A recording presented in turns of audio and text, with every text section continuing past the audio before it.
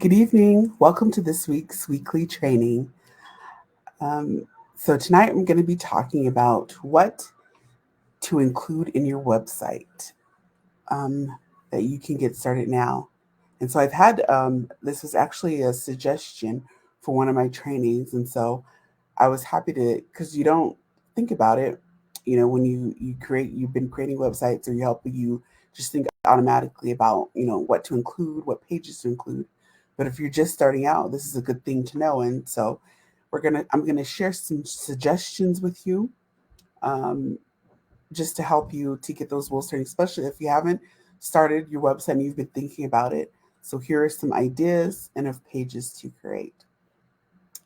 For those of us who haven't met, my name is Lawanda Engel, and I'm a WordPress web developer, and I help female business owners to create unique WordPress websites that reflect their style and elevate their online presence with VIP days. So let's get started.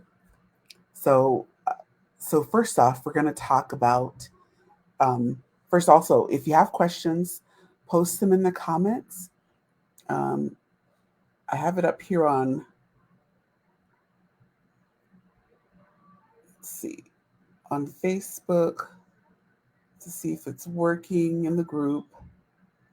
So post your questions, and if I don't see them while I'm doing now, I will answer them afterwards. Also, and also, if so, I could see your names.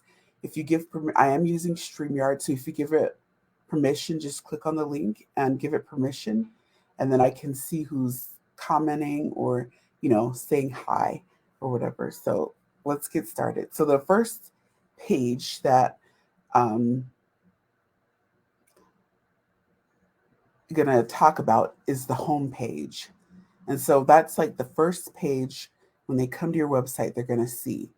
And so the importance of the home page, it gives the, you know, your future clients or your future customers um, kind of a snapshot of what they're going to entail when they come to your website. So it gives them like a starting off pot. So this is what you're going to, see when you finish going through your website. So it's like kind of a snapshot on that homepage. So here are some things to think about when you're creating your homepage. You want a clear and concise headline. So you want the headline to clearly states what your business does and like I said, what they can expect as they're going through your website, what they're going to see. Um, you can have you want a brief statement to explain to them what makes your business unique and why they should choose you, for that particular. And you also want to think when you're creating your homepage, what type of clients or customers are you trying to attract? Who are you wanting to provide your services to? So you should be thinking about that when you're creating your homepage. And so the next thing also is a clear call to action, the CTA. So when someone comes to your website, that's the a CTA, the call to action should be clear and visible on your website for them to see. So you want to be thinking about what do you want them to do? Because as you're thinking about it, it's a journey that they're taking from finding you from the beginning all the way to the end of working with you. So you want to think about those, that what do you want them to do? Do you want them to join your Facebook group if you have one? Do you want them to schedule a consultation with you? If say you have a shop, do you want them to go to your shop and make a purchase? Or, maybe you have a discount or you're hosting like a challenge or a training or something. So you want that call to action prominent, what you want them to do. The navigation bar, which is the bar that's on the top that states what pages are available on your website. You want the navigation bar to be clear and easy to use. You want it simple, stating this is home, about me, contact page, products or services page. Say if you have a blog, news page, things like that. You want it clear so they know what each page is and what you know how is it going to help them and what's next. You want to make sure that you have high quality images and videos.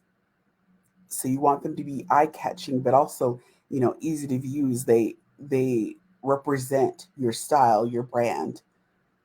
and how you help those. So you want them to make sure they connect, and even also using videos in there can also be a great way to bring more people into your services, showing them what you do, so a glimpse into your business.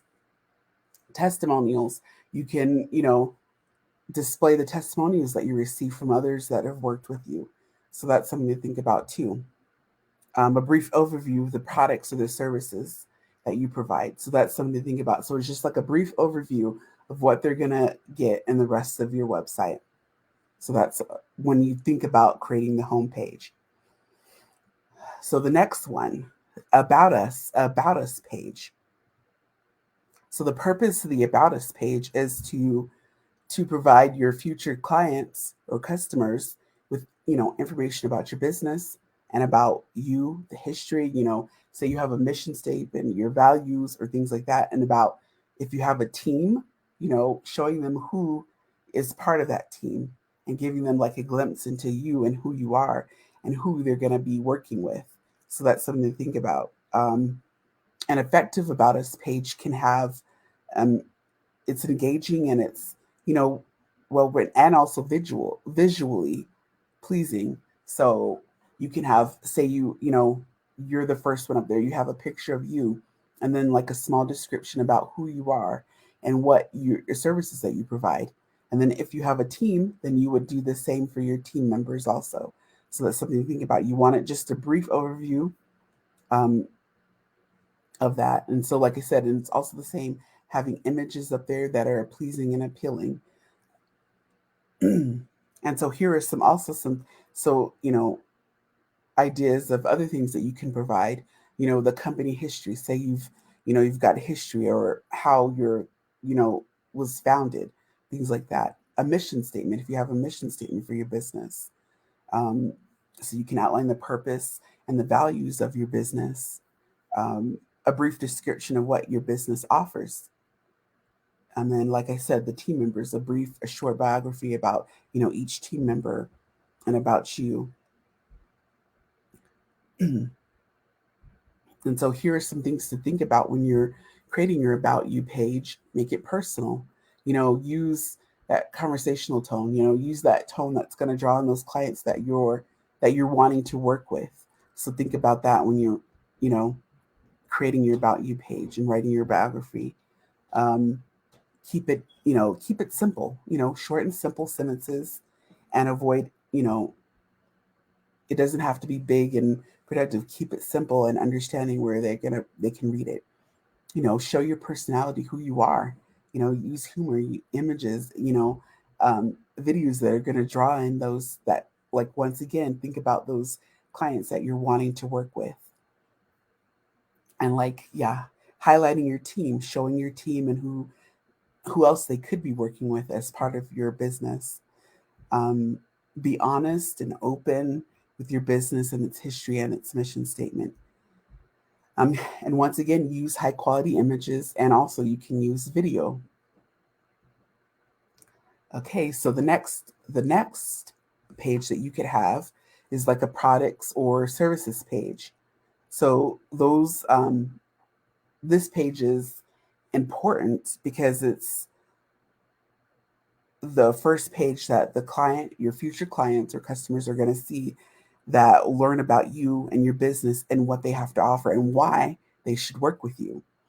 And so it should be easy to understand, visually appealing, and provide all the information needed for a visitor to make informed decisions about if you're the right person for them to work with. So here are some things that you could think about that can be included on your products or your services page. Um, have a description. So say you have a shop, products, you're selling products. Have a description of the products that you're selling. And then if you have services, have a description of the services. Include the features and the benefits, you know, just the details.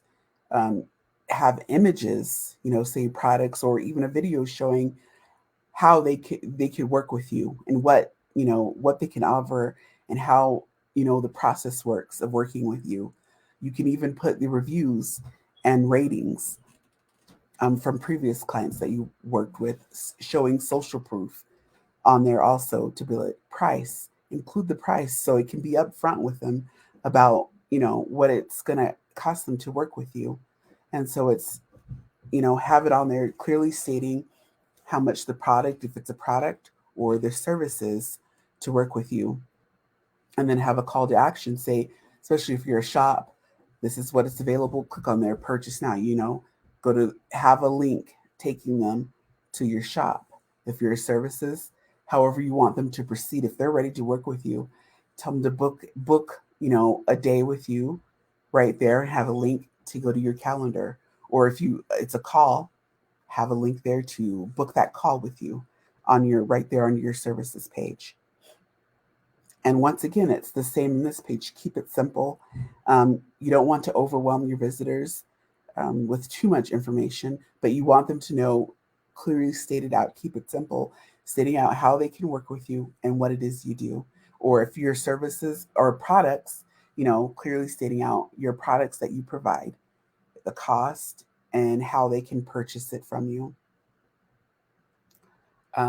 So the next page, another page that you can have on your website, is the contact page.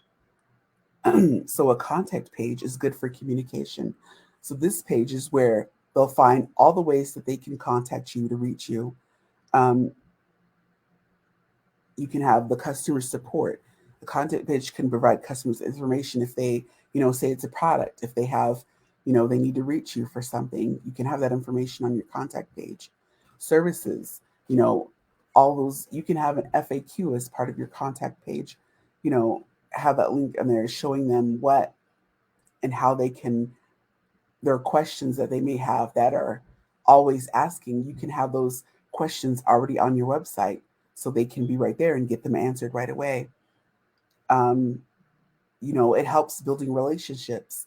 They can have that, you've got your email, if that's the way you want them, your social media accounts that that you have, your Facebook group, your business, Facebook business page, however ways they can connect you. If you're a local business and you like have an actual location, have the map up there showing your location and the address. And then, if you want them to message you, you can even, there's even ways to link up there to have messaging system connected to your website and they can message you that way also. Um, and this helps with having that contact page. It helps with credibility. It's a professional looking contact page. You're helping to establish your, not only that you're legit, but also your credibility, that you actually have a service and what you can provide them and how they can reach you to find out more information. It helps with SEO. A real structured contact page can improve your website's SEO, search engine optimization, and it provides that additional information for search engines to index. So that's something to think about. Um, so what you can include on the contact page is the company name, your address, especially if you're like a local business, you're a big brick and mortar store. You can have a phone number if that's the way you want them to contact you, email address, your social media handles, a contact form. So there's also ways to embed a contact form onto there. And so they can fill it out and you have it connected to wherever it'll send, and then you'll get an email. So like, for instance, I use Dubsado. And so I have, um, there's like a code that I copy from Dubsado and I can attach it to my website. And so when they fill out that form, it sends me a notification through my email that I've got a new lead. So someone's reaching out to me for questions. And so that's, a way to do that. You can have your business hours, maps and directions, a privacy policy or terms of services. And so that's something to think about for that page. Okay, another page, it's like blog, or news page. So that's something to think about. Um, And having this, you can have a blog that improves search engine optimization, your SEO. And so regularly publishing blogs, posts with, having those keywords in there can help you improve your site's ranking in search engine results and make it easier for potential customers to reach you and to contact you. Um, So some ideas for your like blogs or, news section, you can have news or trends, things like that on the page, updates about your company, how-to guides and tutorials can be your blogs, um, articles. You can also put your FAQ page on there, have those questions on there, answer those questions. And you can even, change it up, have a video answering the questions, behind the scene content showing, how it works behind the scenes. Especially if you create products, you can have a behind the scenes video showing how a product is made. And so then another one, you can either have a page for your testimonials of the reviews, or you can just have it on the bottom of your other pages, like a running, link of the showing the testimonials, and that way they can see them on each page. And so those are some things to think about. And so so you have your home page, the about us page, either a products or services page, the contact page, blogs or news section. And so those are those pages. And so, starting with those pages and adding those information on there is going to help your website. And then also adding in those keywords for the SEO that are going to draw it in. So keep it simple. That's pretty much what you need thinking about when you're doing the pages. Keep it simple, and easy for them to read, and just showing them who you are and what you can provide them as a service. And so those are some things to think about when you're, starting out creating those pages. If you're still looking for more information, how, especially if you're using WordPress and you're, deciding you're ready to start with your website, but you're not sure how to start or begin. Um, I do have like a workshop type thing that I'm planning. It's called Exploring WordPress Backend. And so it's going to could be a complete overview of the backend of WordPress. And we're going to walk through the dashboard, navigating the dashboard, overview of all the different sections, overview of posts and pages, understanding the media library, creating and managing categories and tags, using management and roles, and working with themes and plugins. So if you're a beginner, or if you're, you've been using it for a while and you just need a refresher, come and join me. Comment below and let me know if you're interested in the Zoom workshop. Comment the word workshop in the comments, and I will send you the information about joining that. If you have, like I said, if you're watching this on the replay, comment replay, post your questions, and I will see you next week.